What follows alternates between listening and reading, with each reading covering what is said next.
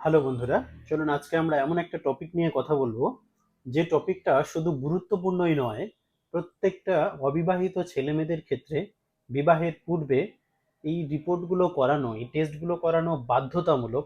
তা না হলে তাদের কিন্তু বিবাহিত পরবর্তী জীবনে যখন বাচ্চা নেবেন বা বিবাহিত পরবর্তী জীবনে কিন্তু আপনাদেরকে কঠিন থেকে কঠিনতর সমস্যার সম্মুখীন হতে পারে। এমনকি এমন কিছু সমস্যার সম্মুখীন হতে পারেন যেটার কোনো রকম কোনো সমাধান নেই।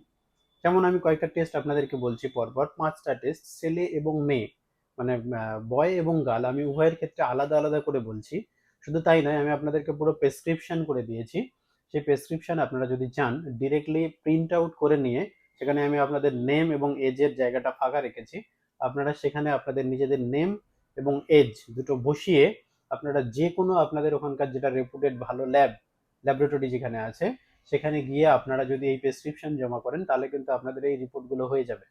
তো কোন বিষয়গুলো গুরুত্বপূর্ণ ভীষণ, প্রথম কথা, first of all, number one, সেটা হচ্ছে থ্যালাসেমিয়া স্ক্রিনিং টেস্ট। কি লেখা আছে দেখবেন যে ব্লাড ফর এইচবি ইলেকট্রোফোরোসিস। এটা কিন্তু খুব ইম্পর্টেন্ট একটা টেস্ট। কারণ কি, ছেলে এবং মেয়ে যদি উভয়ের ক্ষেত্রেই থ্যালাসেমিয়া ক্যারিয়ার হয়ে থাকে, অ্যাক্টিভ যদি নাও থাকে, ক্যারিয়ার যদি হয়ে থাকে, তাহলে সেই ক্ষেত্রে কিন্তু আপনাদের বাচ্চারা থ্যালাসেমিয়া কিন্তু প্রকট হতে পারে। এবং সেটা একটা ভয়াবহ রোগ যার কোনো রকম পার্মানেন্ট কিন্তু কোনো ট্রিটমেন্ট নেই। খুব ভয়ঙ্কর ভয়ঙ্কর সিচুয়েশনের সম্মুখীন হয়ে কিন্তু গার্জিয়ানরা তাদের বাচ্চা নিয়ে আমাদের কাছে আসে এবং আমরা কিন্তু নিরুপায় হয়ে থাকি, বিশেষ কিছু করার থাকে না। নাম্বার টু, খুব ইম্পর্টেন্ট যে টেস্টটা, সেটা হচ্ছে blood grouping. Blood group and তার আরএইচ কি, আমরা ব্লাড গ্রুপ সবাই জানি, এ বি এ বিও আমরা সবাই জানি। তো এই যে ব্লাড গ্রুপ, এই ব্লাড গ্রুপের ক্ষেত্রে পজিটিভ না নেগেটিভ, মানে এ পজিটিভ না এ নেগেটিভ।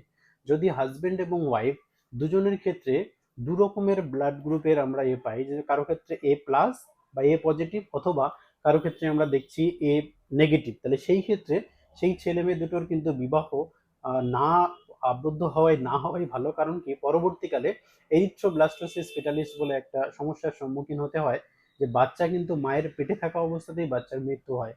তার জন্য অ্যান্টি-ডি বা এরকম কিছু ইনজেকশন আমরা করে থাকি, কিন্তু সবসময় কিন্তু সেই সমস্যার সম্মুখীন প্রবলেম কিন্তু সলভ হয় না। নাম্বার থ্রি, খুব ইম্পর্টেন্ট যেগুলো, কোনো ইনফেকশিয়াস কোনো ডিজিজে ভুগছে কিনা, যেমন তার মধ্যে সব থেকে ইম্পর্টেন্ট হচ্ছে এইচআইভি।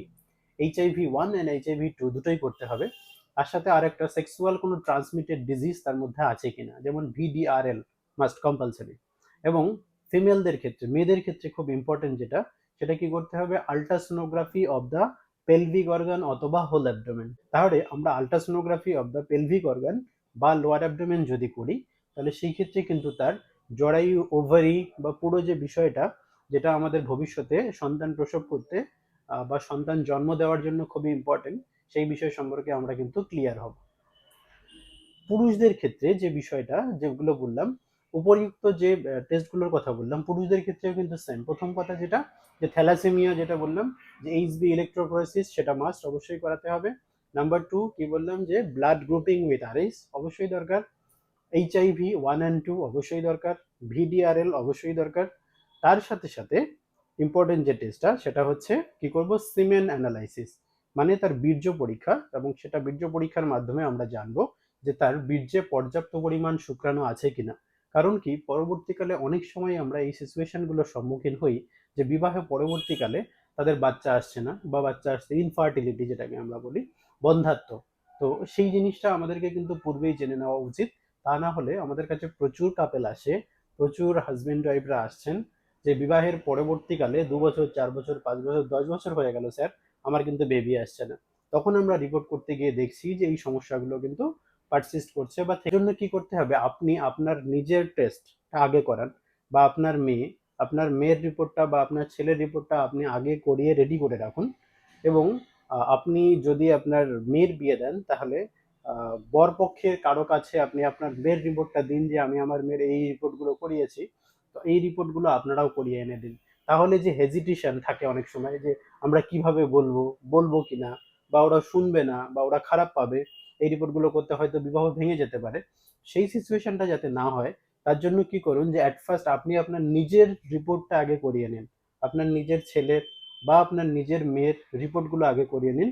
করে কিন্তু আপনি পরবর্তীকালে অপোজিট যে পার্টি, তাদেরকেও কিন্তু বলতে পারেন, তাহলে কিন্তু তারা উইদাউট হেজিটেশনে আপনাকেও রিপোর্টগুলো করে দেবে। প্রেসক্রিপশন আমি দিয়ে দিয়েছি, প্রেসক্রিপশন ডাউনলোড করুন, প্রিন্ট আউট করে সেখানে আপনার নিজের নাম এবং বয়স বসিয়ে যে কোনো রেপুটেড ল্যাবে নিয়ে গিয়ে সাবমিট করুন এবং রিপোর্টগুলো করিয়ে নিন, যাতে আপনার ভবিষ্যৎ জেনারেশন এবং ভবিষ্যৎ জীবন সুস্থ এবং স্বাভাবিক থাকে।